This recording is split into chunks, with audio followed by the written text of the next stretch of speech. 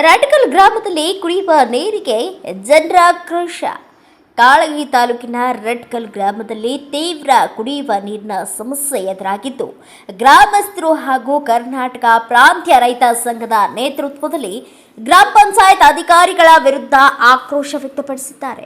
ಹಲವು ದಿನಗಳಿಂದ ಸಮರ್ಪಕ ನೀರು ಸರಬರಾಜು ಆಗದೆ ಜನರು ಹಾಗೂ ಜಾನುವಾರುಗಳು ಸಂಕಷ್ಟ ಅನುಭವಿಸುತ್ತಿದ್ದಾರೆ ಎಂದು ಆರೋಪಿಸಲಾಗಿದೆ.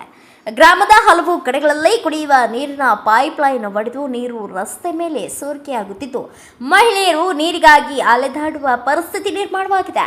ಪರಿಶಿಷ್ಟ ಜಾತಿ ಬಡಾವಣೆಯಲ್ಲಿನ ನೀರಿನ ಮೋಟಾರ್ ಮತ್ತು ಕರೆಂಟ್ ಮೀಟರ್ ಸುಟ್ಟು ಹೋಗಿದ್ರು ಒಂದು ವಾರದಿಂದ ದುರಸ್ತಿ ಮಾಡಿಲ್ಲ ಎಂದು ಗ್ರಾಮಸ್ಥರು ಅಸಮಾಧಾನ ವ್ಯಕ್ತಪಡಿಸಿದ್ದಾರೆ.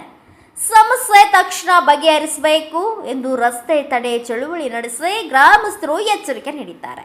ಈ ಕುರಿತು ಕಾಳಗಿ ತಹಸೀಲ್ದಾರರಿಗೆ ಮನವಿ ಸಲ್ಲಿಸಲಾಗಿದೆ ಎಂದು ಕರ್ನಾಟಕ ಪ್ರಾಂತ್ಯ ರೈತ ಸಂಘದ ಜಿಲ್ಲಾಧ್ಯಕ್ಷ ಶರಣಬಸಪ್ಪ ಮಮಶೆಟ್ಟಿ ತಿಳಿಸಿದ್ದಾರೆ.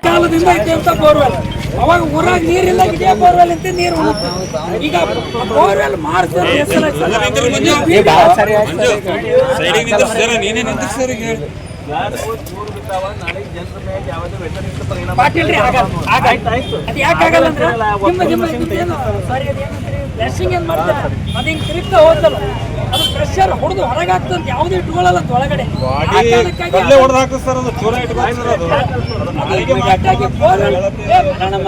ಸರಿ ಆಯ್ತು.